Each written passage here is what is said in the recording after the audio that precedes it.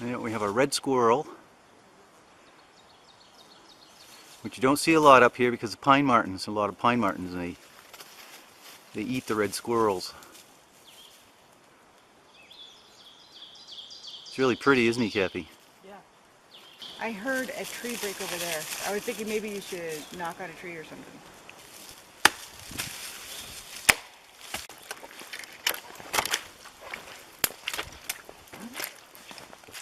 Well, I can tell you two things about this scat. One, it does have DNA in it, probably, and secondly, it's most likely a bear. The thing with scat is when the scat goes to come out, there's epithelial cells. Yep. So the beginning of the scat, the first part of the scat, is the scat you want to look for, which in this case would be the bigger end, right? And then it's going to taper off. So these smaller pieces wouldn't have much DNA, but chances are, right in this front part here, you'd find DNA. You'd find epithelial cells.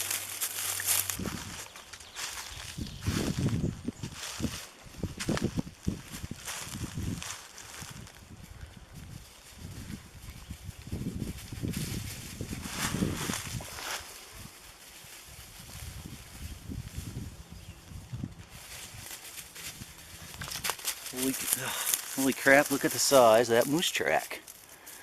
It's a huge moose track. Another one right there. Although that one.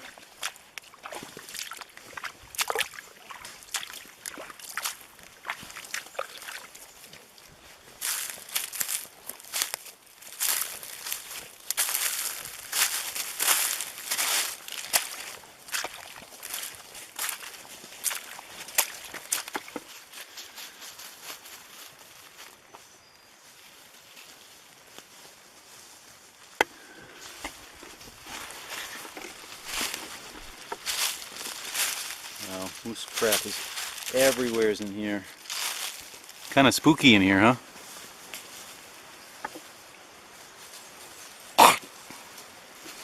Swallowed a fly.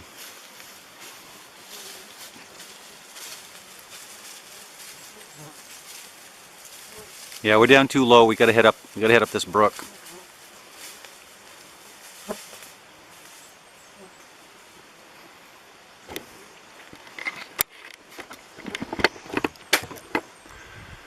Well, as you can see, there's a lot of life in here.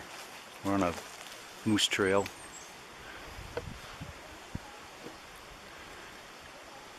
And Kathy's heard a couple low whoops uphill from us, which is pretty consistent with these guys.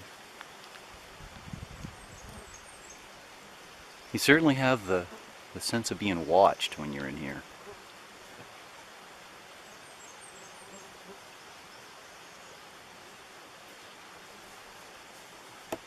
Like civilized rules are out the window, you know. No one's given the moose or bear a set of instructions on how they're supposed to behave if you run across one of them in here. Like, this is their place. And on top of that, we have a whole clan of Bigfoots running around in here.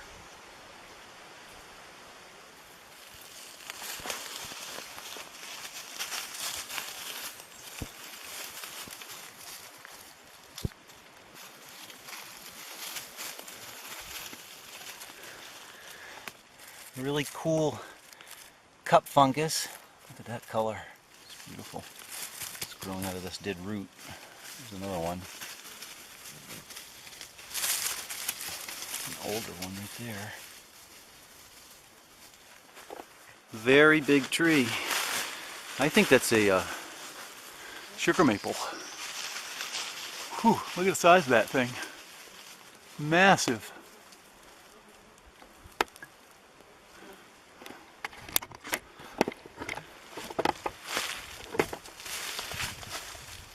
Massive tree. Look at that. Whew. Twig fall off that thing would kill you pretty quick. Not paying attention.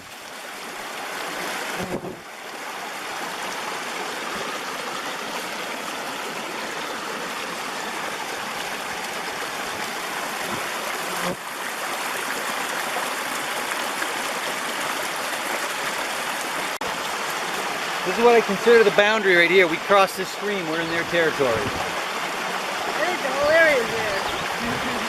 Well, the whole area is here, but this area beyond this brook really is their area. We're getting pretty close to where the rock smashing was. Boulder smashing, which is just up that way a little bit.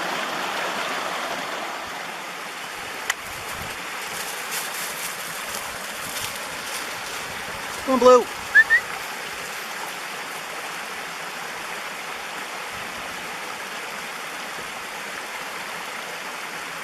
Good boy. Come on.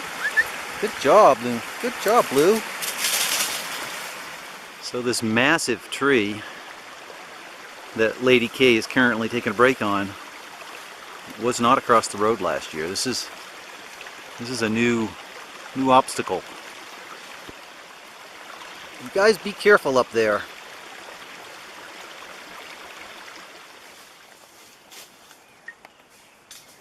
Chipmunk.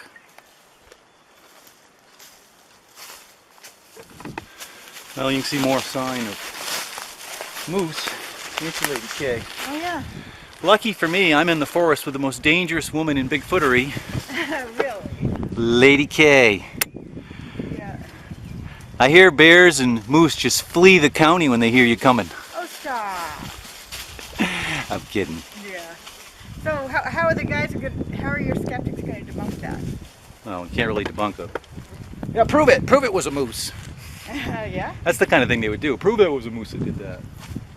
The problem is with these guys, the main problem is they're assuming they know something, not from experience, but because people told them that.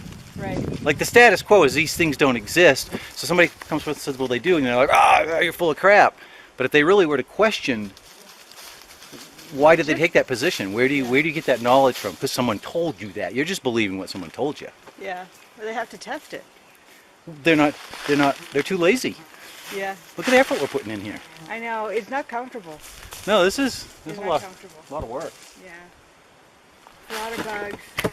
Bugs? Yeah, a lot of bugs. It's where they get the word like swarm, insects. I know. I've swallowed a couple of them. Oh God, yuck. No, and about every other step we're either running across bear sign or moose sign. So. Yeah. And there's big trees in here that could kill you. Yeah, they get things fall on you. A lot of stuff that could kill you in here. And it's just, it's not comfortable. It's not, I mean, it's fun. It is fun, yeah. It's a lot of fun, but... That's true. It's going to get more fun when we run across the Sasquatches. There we go. Yeah, well, it's definitely not this year's bird nest, but it's a cool bird nest. Look at the stuff they got in it. Some birch bark, and that looks like, I think there's hair in here. There is hair in here. Look at that. Sasquatch hair? Maybe. Look at the length of that hair. Let me see. We'll bag this up. Most of this looks like moose hair to me, but That's not a moose hair. I don't know, but there's different colors. There could be moose, deer. Basically, this little thing right here is... Oh, could that be a bear hair? You know, I don't think I've seen anyone discuss trying to collect Sasquatch by going out and collecting these bird nests. Oh, I don't think so either. Not that I would encourage people to be No. taken down, especially if they're in use, but this is not. But yeah, check it out. That's all hair. That's amazing. It's beautiful. Look at that. You think that's got to be moose. That's a moose, right? We'll get back and tear it apart. I bet there's probably bear hair in there, and who knows what we could find. If we could find some really long hairs, it might be kind of cool. Mm-hmm. Awesome find. Mm-hmm. You look scary, man, in that outfit. Camouflaged. Yeah, if I can Can't sneak even- up on you. Can't even see you. The only thing I can see is that blue bottle going through the woods. It's purple, baby. Purple bottle, whatever color it is. It's not green like everything else here is. Once again, we see a whole pile of trees across the trail. We've been here a while though. A couple people asked me when I became a believer. I think I became a believer when the boulders were being smashed together. Well, that makes sense. People have to experience things for firsthand. It's kind of a roller coaster thing, you know. You think it is, and then you kind of second guess yourself because everyone's telling you that you're crazy. They don't do that to me. Well, they do to me. I'll tell you what, anybody that would come out here and spend any amount of time out here would. Oh yeah, if they're honest with themselves, if they're not scared of ridicule. I mean, I guess they could keep it to themselves, but just come out and experience it and make up your mind from there. But just don't come out and be like all negative and like if it didn't happen right off the bat, then say, oh, it doesn't exist. Well, they know it all, but they haven't gone out here. If they came out here, they'd recognize that they do not know it all, right? Oh, absolutely. Yeah. It's a crash course in like, wow, I didn't know anything really. You know, it's like Yeah. a crash course in potential possibilities of learning a lot of stuff. What a magical forest, huh? Yeah. Look at this place. The leaves are just starting to come out up here.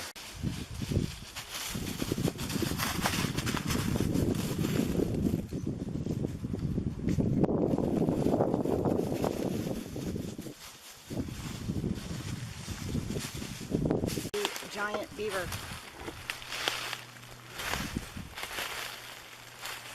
This is a big hemlock tree. I mean, you know, big hemlock tree. And this is very strange. Almost looks like, this is claw marks here. Almost looks like the bears might have done this. Over time, it's the same tree. I'm thinking maybe, yep. But they may have been working on this for a while, marking it.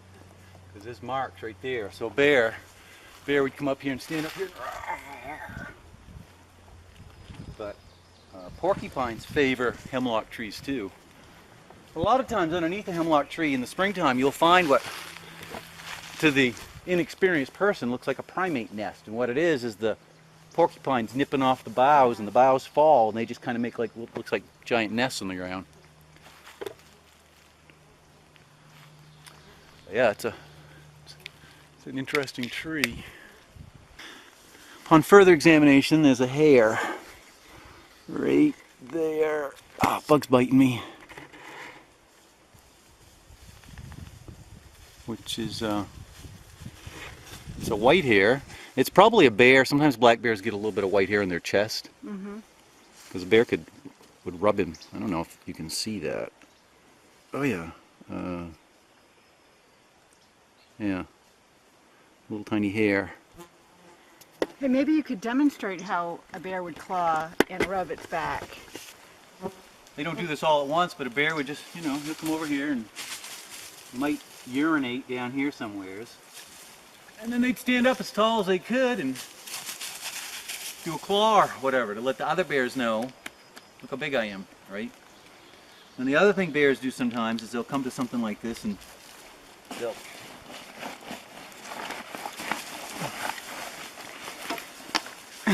get back scratch, right? Yeah. So they'll leave hair and they'll rub a spot like this. So if you were to set up a trail camera here, you'd probably get a lot of really interesting black bear activity at this location right here. Kind of tough to make out here where Luna is, but I can make it out. This is where the bears have been walking. They don't leave much because they've got big soft feet, but definitely coming through here. This is a completely different tree. This is a huge spruce tree, pretty darn close to where Lady K had her encounter. And this hair mixed in with this resin, pine pitch, spruce gum. All kinds of it there.